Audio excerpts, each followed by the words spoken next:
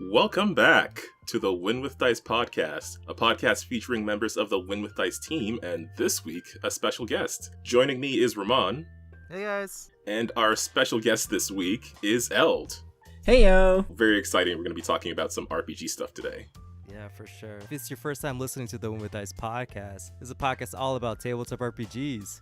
Calvin and I take a casual approach to the hobby, so on this podcast, we like to talk about the games that we run, the games that we play, and the cool, wonderful people we get to experience the hobby with. If this is your first time hearing about tabletop RPGs, oh boy, we got a cool one for you.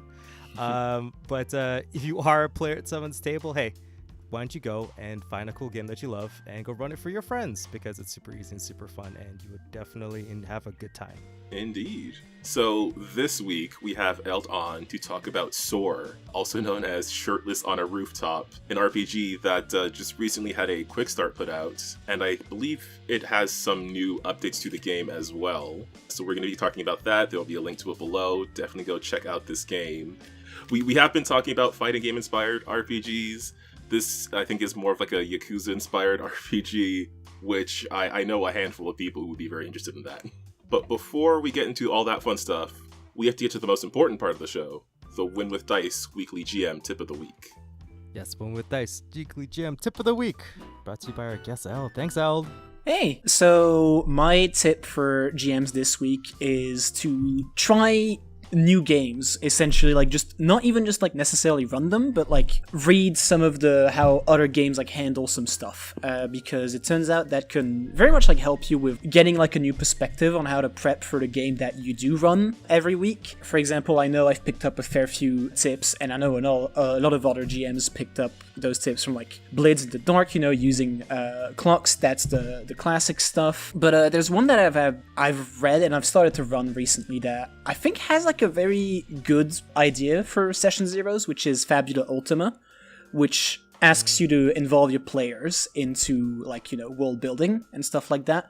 So they always introduce something that they're interested in. That's this type of stuff you don't really get without like looking elsewhere to see how things are done, and I think it's interesting. Yeah, Fabula Ultimate's a pretty cool system as well. And yeah, I do like the idea of, especially for like a homebrew setting, they can add a little bit to the worlds. Also, it helps, you're right, keeping people like engaged, so like they get to input what they want, so they get, at least something out of it, right? Yeah. And everyone's a little bit more aligned that way. Yeah, I'm always a fan of like taking mechanics and ideas from other games, because sometimes they can inspire something within your game, or you can add a new element to it that players will, enjoy a little more than maybe what the base game has to offer. Yeah, and it's very useful in game design as well, but I might be getting ahead of myself. Oh, we are for sure going to talk game design today. Yeah, that's like, I'm just looking forward to this. That's a really good tip. Yeah, I think that everyone should always explore stuff and see how other people do everything, because you might not take away parts of the system, or you might just get inspired even by reading the setting of whatever game that you picked up. I mean, getting out of your comfort zone is always a good thing, especially doing something creative, whether it be like DMing or game design or writing or whatever you want to do. Exploring is always a good call. Mm-hmm. Especially those short games that just like cram a whole system into a page. Yeah. Or a handful of pages. For sure. Yeah, there you go. That's your tip of the week. Go check out more TTRPGs that aren't, I don't know, like the big two. True. All right, let's hop into the episode. So it's been, I think, exactly a year since we had Eld on, because I do remember our previous conversations about having to deal with scheduling and time zones and daylight savings time. So it was 11 months ago. Was it? Oh my gosh.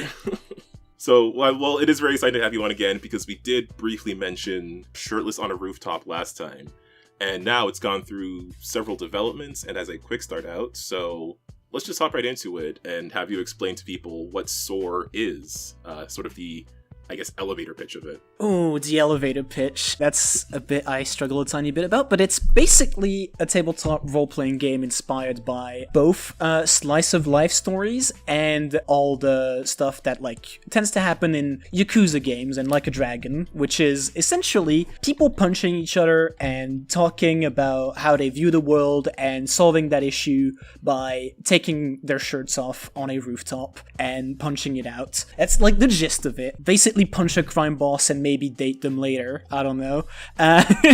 Is a definite possibility in this system.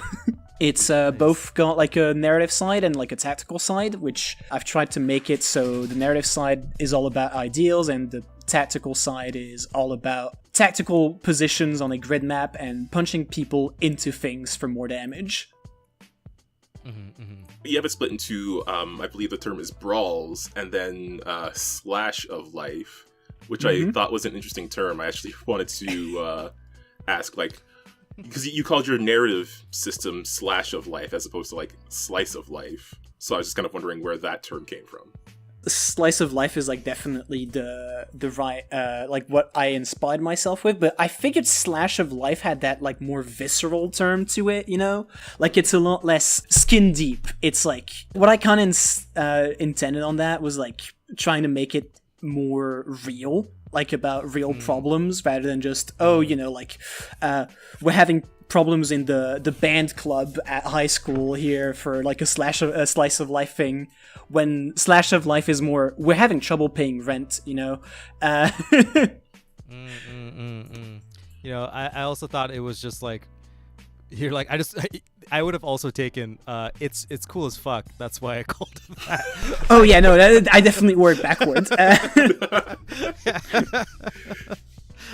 that makes sense. I do want to talk some of the mechanics as well. Although Ramon, you had started to say something before. No, go ahead. No, go. Let's just continue. I'm just a big fan. This book is crazy, visually, and I don't know. I'm just kind of vibing with it right now. So, yeah. Yeah, I mean, if you want to tangent into that, I did like the layout of the quick start. Yeah, it is so good, dude. Like, oh my god. This took me ages. I had to learn how to use Affinity Publisher for that. And I can tell you this much. It's not a program that's very... It's got a lot of quirks. I'll put it that way. I'm relatively proud about it. Yeah, I had a lot of art that I had commissioned over the last many years now, probably 3 years for Shirtless on a Rooftop, and I was like, I gotta figure out what to do with this. Like, I'm not gonna let it go to waste in my playtest document, like in a way that most people can't see it. So I'm just gonna put a lot of it here, and yeah. Yeah, there is a staggering amount of cool visual shit going on in this in this thing. I mean, I think people should pick this up just to even look at it. It is the vibe. I don't know, you like nailed it. Thank you. I'm happy. It took me a long time to make it. I'll say it would be nothing without like the incredible contribution that like the artists that I've gotten into contact with. Without them, this wouldn't be nearly as cool looking. Like Sky Crime, Lyrian, Al, G, whose G's art is incredible. You've probably seen the like faux soup in there, the one that looks like hyper realistic. That's G's work. They're incredible. Oh, true. It does look delicious. It's like, I had to zoom in. I was like, wait a minute. I thought that was a photo. It's so good. I mean, since we're talking about art, like when you're commissioning art for a book like this, if you're not, like, are you creating art for, I guess with regards to the characters, like, are you creating for specific characters, or are you just approaching, like, a vibe of the character based on how they work mechanically? The way I've done it with a few of them is that I had, like, very specific reference sheets. And on others, I just approached Sky and went, hey Sky, here's like the basic mechanics. If you want to cook, go ahead and do like whatever you want to make. And I can tell you right now that Sky is responsible for the design of both the Fog and Turmoil, which is like the Beetle style, and the Scarred, which is the Wanderer style. And he's like basically like done these like on his own, like with me just like getting in the loop and telling him, oh, that looks good, with like a big thumbs up, because I rarely have to say anything about Sky's work. Nice. Yeah, I mean that's really cool that you just have like you're working with someone who you can just you put the ingredients in front of them and you let them cook. I know for a fact that he's also like a big like a Dragon / Yakuza fan, so I was like, okay, you know the vibe, you know, like here's like a fun like here's one of the references for one of the styles that's not in this quick start, but that's what happens when I like give like specific instructions. And then the rest is just like the other half of the art is just, hey Sky, do whatever you want, you can cook. Nice. Yeah, I think that's cool. And you had mentioned that you have like a lot of this artwork. Like I'm guessing a lot of it's going to end up in whatever final draft of this game you end up creating. Yeah. It's gonna definitely be in there. It's just that I had all of this and I was like, okay, I got like enough artwork to make a book that doesn't look dry. So I'm gonna try and put that all into the quick start and see where it gets me. And it turns out pretty far. Yeah, I have a lot, like, it turns out. Wow. I'm like, yeah, when you said that, when you mentioned like you don't want the quick start to be dry, I'm like, I know exactly what you mean. You're like, in your head it's like, all these words, like for somebody who doesn't live in your head, is like this probably is a hard to read thing, but once you have a little bit of visual style to it, it just like makes it so much more enjoyable. It's kind of like I figured I wanted that because I've been like a big fan of like Mothership and a lot of games that kind of go crazy with their layout, and I figured that's like the part that draws people in, you know? I want people to look at that and go, wow, that looks cool, I want it. I know. It's so good. It makes me like actually kind of jealous. I'm like, this thing's crazy. like this is so good, and now I know I have to learn how to do layout stuff now. No. I'm gonna spend so much time. It's a very satisfying skill. It's just that like if you ever get into it and you're using Affinity, don't be afraid of asking me questions, because there's some interesting quirks here and there. Like for example, you know, layers in like image editing software. Affinity has this fun quirk where it treats the lowest layer on your layer list as like the first thing you've put in, meaning it's the first thing that comes up when you generate a table of content. I had done it backwards for my game. Oh no. So the table of content had so many iterations because it kept being out of order and I had to reorganize everything, and it was a pain. Like it was so painful. Dude, like that is a really good tip, because like that's always like the last thing you do, right? You're like, cool, I did everything. That generate the table of contents, and you're like, oh no. I have made a grave mistake. Yeah, no, it's I was looking at it and like I had to do the bookmarks because I need bookmarks. I just can't function without them. I know some books do without them. I just can't. I need quick reference. That was also like very difficult to do because of the aforementioned like layer stuff, but also because Affinity lists them in alphabetical order in your little like bookmark section. But when you actually export it, it's in order. So you have to worry. Like I was looking at it, I was like, that's not how I want it. Please help me. It turns out it was fine. It's a very specific quirk. It's so specific. Lots of very specific quirks with Affinity Publisher. It's still good though. I'd still recommend it. Okay, well, nice. we did tangent into design, but we have not talked about the actual mechanics of the game.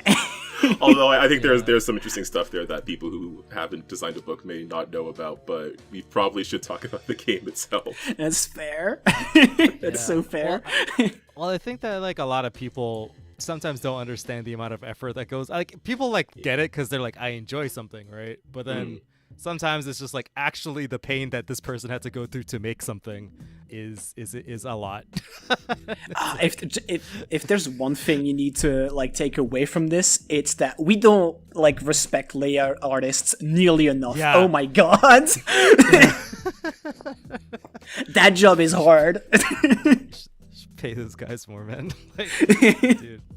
Yeah, you're right. Because if a book, no matter how good the contents is of whatever you're reading, if it's poorly laid out, no one's gonna want to look at it. Like, Yeah. for sure. I do want to point out that I really like that you called out what SOAR isn't. I think that's like pretty good. I don't know if I've ever seen that before, but I like it a lot. It's because I was very opinionated when I wrote that specific part, and I was like, here's what I don't think you should use this system for, because it's a thing that I see sometimes with other systems, and I was like, that's not, like, you gotta know what this isn't before you get into it, right? Mm-hmm. Yeah, for sure. I guess, like, people will see it and be like, oh, I think I know what this is, I'm gonna use it for this thing, and things don't work out, or, you know, the writing's off, or it's not what they want. But I just like the idea that you're like, this game is very specifically designed to make you want to play Yakuza.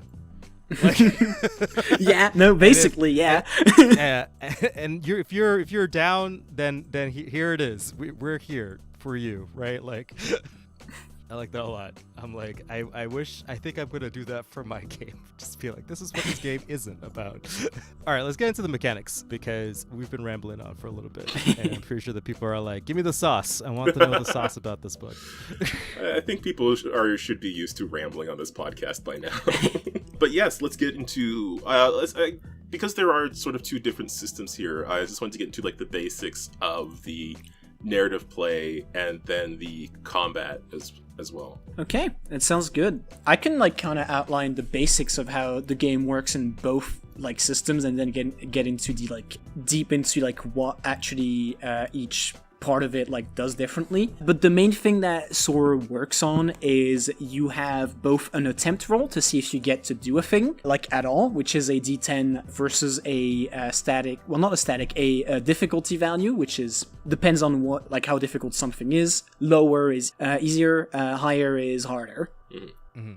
And then if you've beaten that difficulty value, you then move into the success roll, which is kind of like borrowed a fair bit from like Blades in the Dark, where you roll a pool of d6 and you're trying to get as high as possible on them, and that usually depends on like what you're doing, but in both parts of the system, that's kind of how it works, with crits happening when you roll 2 6s on your success roll. Mm-hmm. The other thing that you have is stress, but I can get into what stress does like later, but it's basically your ability to mitigate like bad luck as a player. Mm-hmm. What I personally like viewed, thought about like the slash of life system, which is the narrative part of it, is I started with the idea that like you are in a city and you care about the city and you care about how people feel about you, right? So the first thing you should know about slash of life is that it has relationship clocks, which represent how an NPC feels about your group.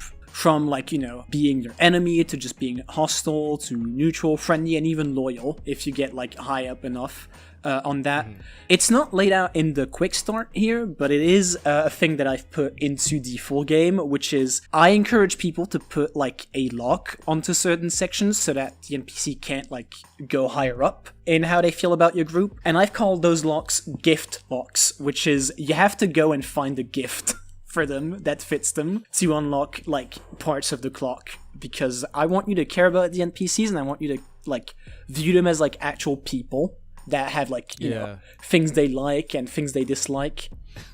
Yeah, that's so funny, because I don't know, I'm imagining I've been playing a lot of Street Fighter lately, but like if you get like you can meet all the Street Fighter characters out in the game, like their Road Warrior portion of the game, where you're playing as like your own main character. So you go and like find Chun-Li, and then you're like, oh, I need to get Chun-Li to like me, and then like basically you like feed her flour until she likes you. Feed her like 1,000 flour or like whatever dumplings, and then it's like, oh, you're the best, here, take my moveset.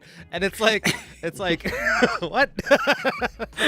I like that you're like, you can't just roll your way into being friends with somebody. You're gonna have to like think about this. They need to get something.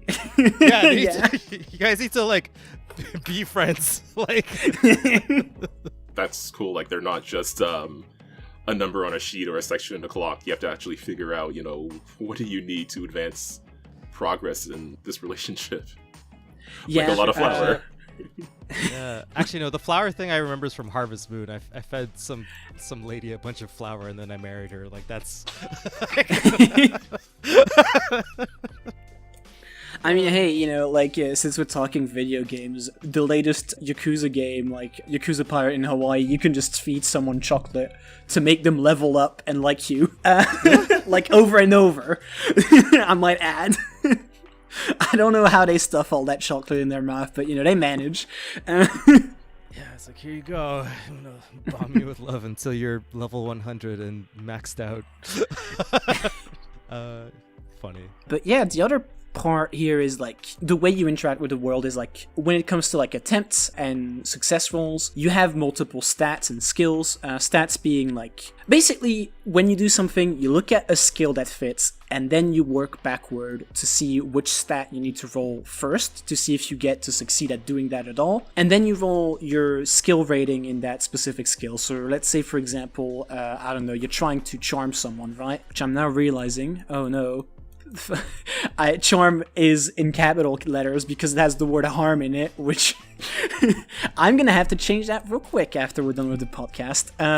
But let's say you're trying to charm someone, you see that charm is like under the stat presence. So first you roll like a d10 plus your presence to see if you succeed at the difficulty value, like if you manage to meet it or beat it. And then if you do that, you roll how many points you have in charm as d6s and only count the highest one to see how well that like works. And like that's kind of like the gist of it. But if you want to like actually make some rolls better in narrative specifically, there's a little thing called turmoil, which is depending on like which character you play, each of them has like a playbook that just basically tells you here are the two things that like are kind of like opposed to one another that they believe in above all else, and they all have like a little action, like a key action listed under them. And if you do something that's like relevant to those and you don't, for example, manage to meet a temp roll, you don't meet the DV, you can spend stress as long as it matches that like action rating. You can spend stress to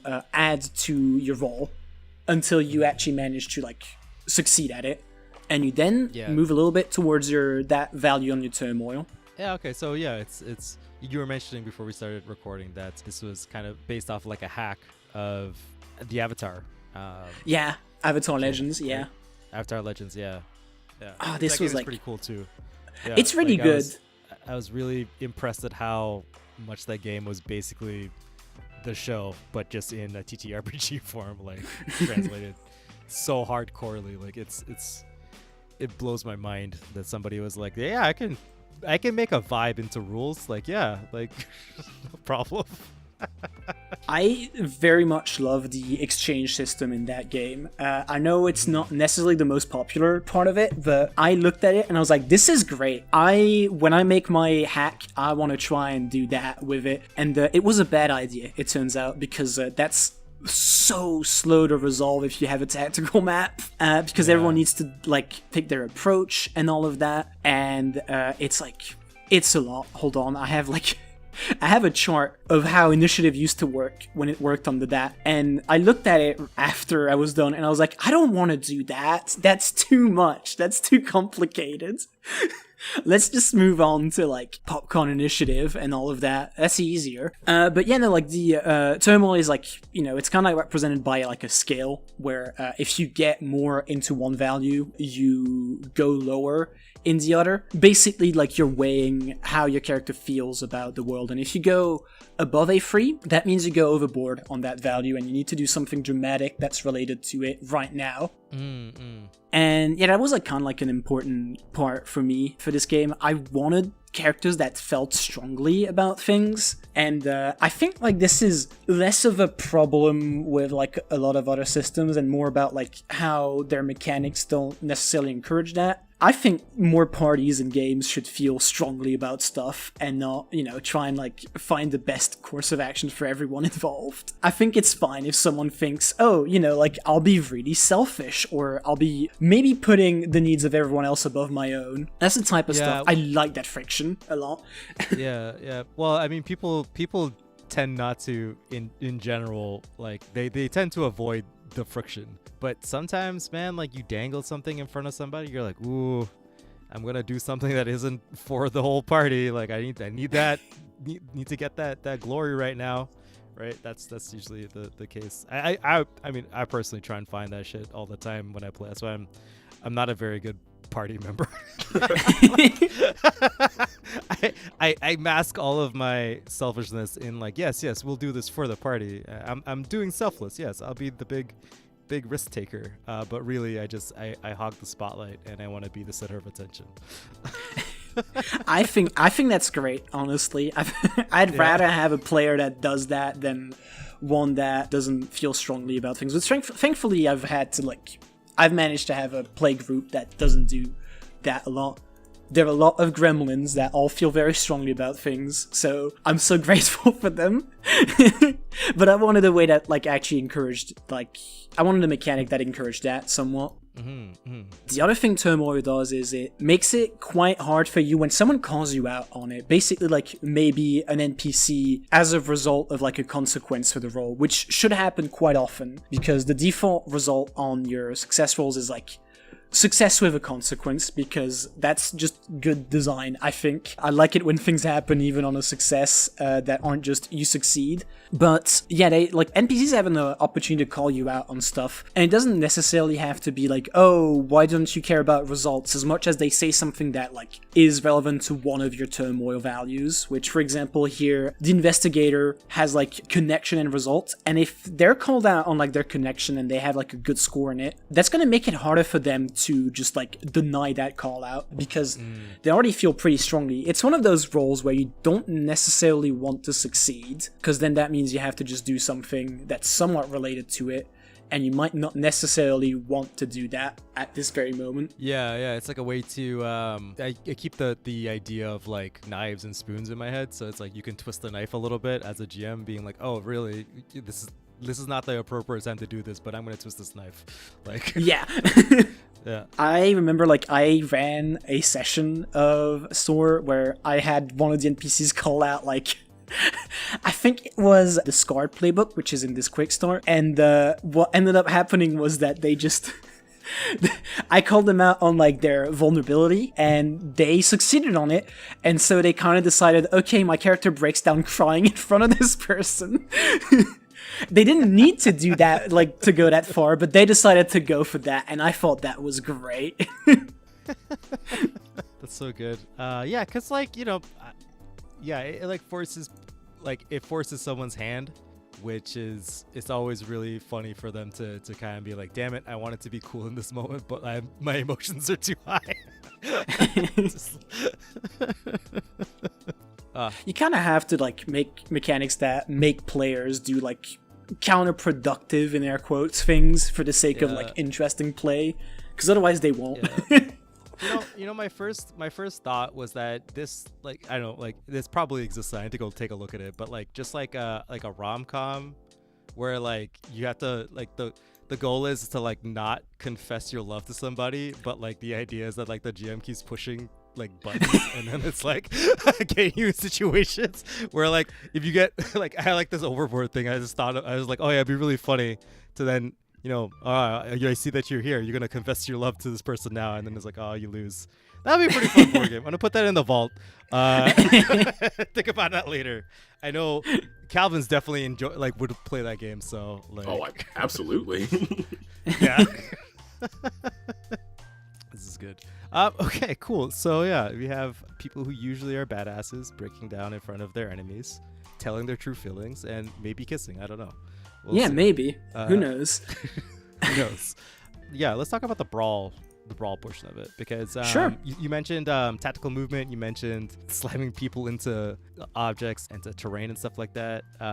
Let's get into that. Absolutely. Well, the way that works is kind of the same as it uses the same broad mechanics as narrative, which is that when you attack someone, you roll an attempt, which is a d10 against their defense, and then when you've confirmed the hit, you roll a pool of d6 to see what damage you do. But beyond that, I think what would set SOAR a bit apart from other games, I'd have to say, is the way I've tried to do turns. structure specifically, where I've been into a lot of healthy arguments with a friend of mine about like the nature of damage in combat, like tactical combat games, and how it's often like kind of just it's kind of like a boring option if you have other like control stuff. Because you don't really want to do control, because damage is what like ends the fight, really, most of the time. Like, you want to take out the enemies. And so I decided to like look at that and go like the opposite direction about like, hey, what if you had by default an attack to do damage, and then you do other things? Like, as in, the attack is free, the damage is free, basically. You get it every turn, but everything else you decide on. And that's kind of what ended up happening with the initiative structure, which uses 2 phases. One is called Overture, which is when you like get to use your standard movement and attack. And then you have Epilogue, which is when you use an ability action. There's other stuff in there, but like for the sake of like keeping it simple, that's like what I'll talk about. Weapon attacks, every character has one, which is like the main way you do damage. And it being like first with movement means that you're kind of just encouraged to just think about what happens after the attack, rather than how to get the attack to do as much damage as possible. Because, for example, you could attack someone that's near to you and then move to use an ability on someone else, or you can get into, like, next to them to attack them, but that doesn't necessarily mean you'll have, like, you know, a good target for like one of your abilities, which do not require a roll, by the way. That was something that was kind of like important to me. Weapon attacks require you to roll, but abilities do not. They just kind of happen. Oh, cool. So like you get to have the chance of dealing some damage, but you always have the ability to apply like some sort of thing to the battlefield or affect the battlefield in like a way that isn't damage. Like you're always doing something as long as you're in the right position. As long as you think about your position, yeah. That's so dirtily good. Like, I'm like immediately like, yes, this is cool, and also, damn, I wish I thought about that. Damn. I mean, hey, listen, you're allowed to just take it, you know, like. It's No, I don't think it'll fit. But it's just like, well, you know, you like see something that's really good, you're like, yeah. Why doesn't it work that way? Yeah. Oh man, that's wild. Okay, cool. Because I think too that you need a little bit of suspense, right? Yeah. The die roll, because that like chance of failure still is there, but you also get the best of both worlds, where it's like you're always able to try and do something, which is really really cool. I think I took a similar approach to the game that I'm working on, where I wanted like the defending player to have more agency in the situation. So the attacking player would be like, I'm gonna attack you with this move, and then the player on the defense can choose to dodge, counter, or just tank the hit and block. And if they choose to block, they go straight into just damage roll, and you get some damage mitigation, and the attack automatically hits. You don't have to skip that stuff. But if you do try and dodge and stuff like that, then there's other contested rolls and things like that. So yeah, this is cool. Yeah. Hell yeah. I'm a big fan of making stuff on uncertainty. I know one of the things, like, this game is very heavily inspired by like Icon and like Malagast from Tom Bloom, because I've read a lot of what he does, and I think it's like really good food for thought, like no matter what. And one of the things I felt when playing Icon, which is it has damage rolls, and that was kind of like not necessarily just Icon, but like other games, where I was like, okay, I like the idea of damage rolls. I don't like how they can be very swingy sometimes, you know, like you roll a d10 for damage, that can be like a 1, that can be a 10, you can add a modifier, but that just like really just I don't like that much, like it that much in like a lot of games.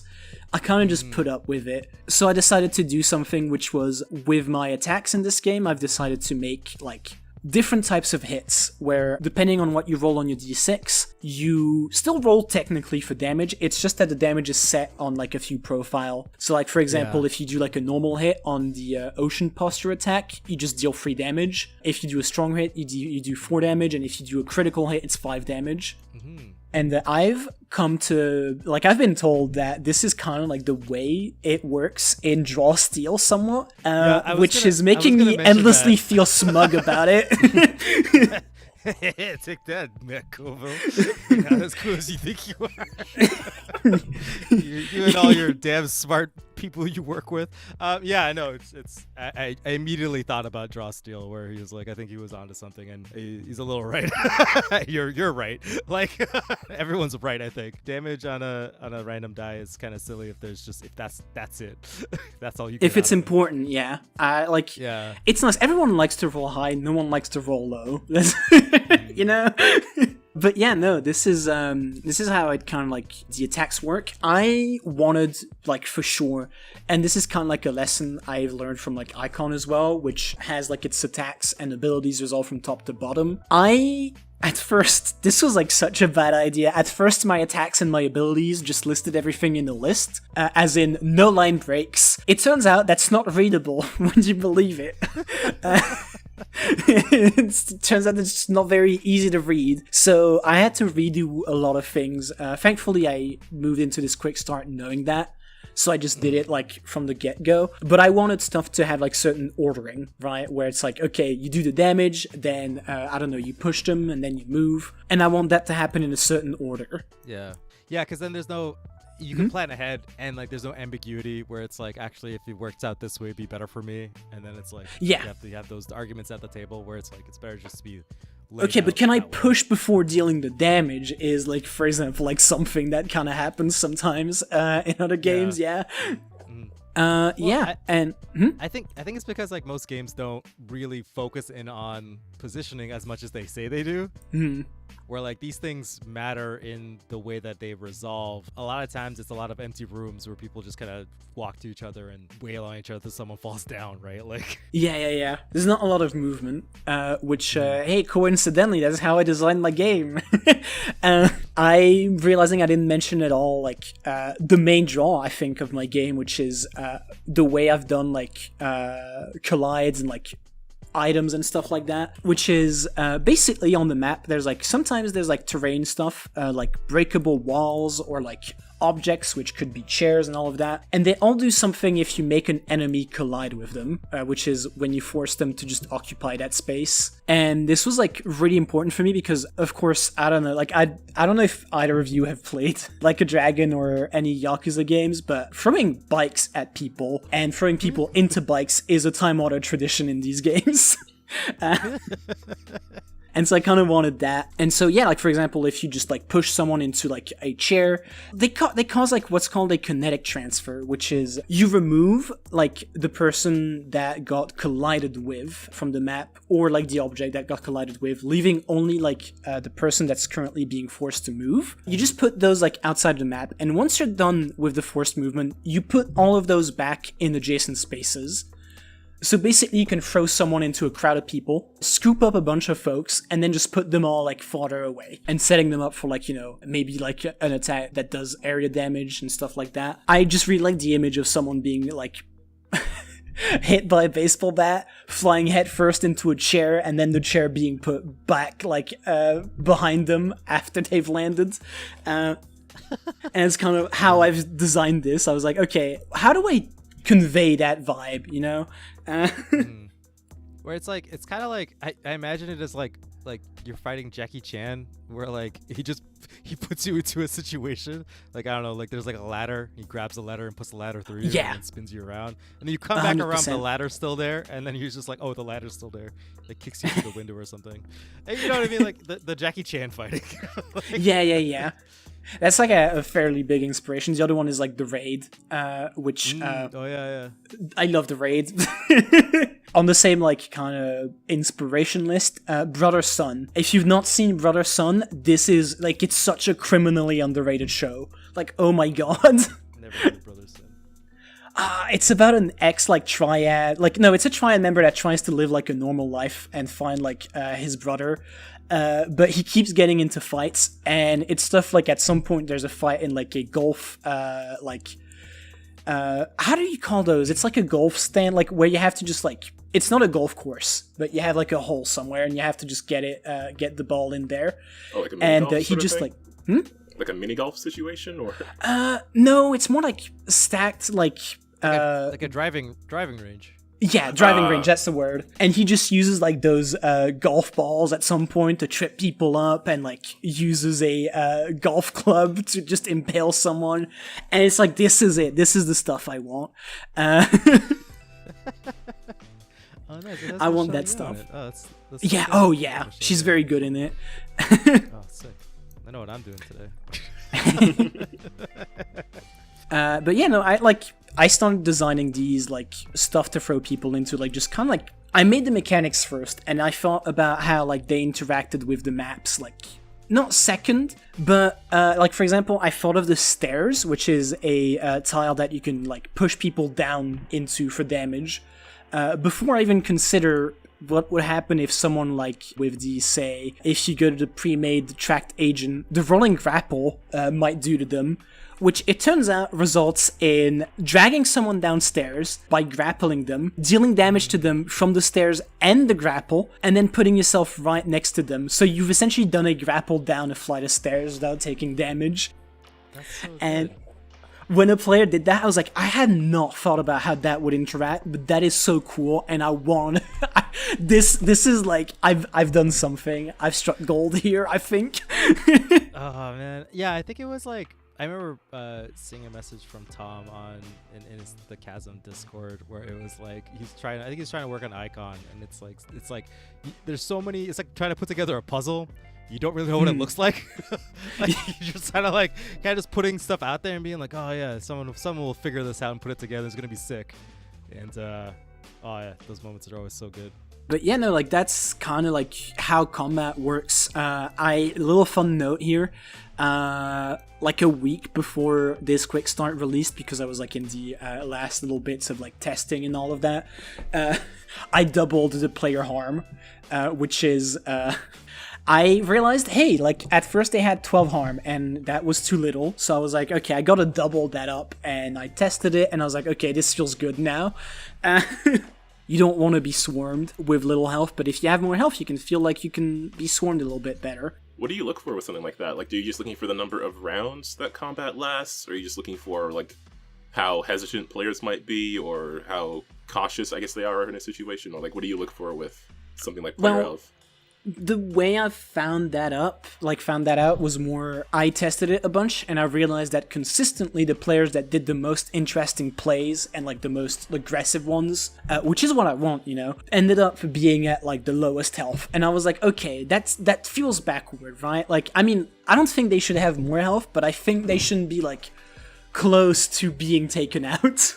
Like that. Yeah. So I doubled it, and I was like, okay, well, I think that's fine, because like an important part of SOAR is like managing your time and when you go eat at a restaurant to get your health and stress back, which is, yeah, like that's like, I figured that would lead to some more interesting like decisions where instead of like going to eat after every fight, you just like push your luck a little bit more, you know? And it ended up feeling great when I tested it, so I went for that.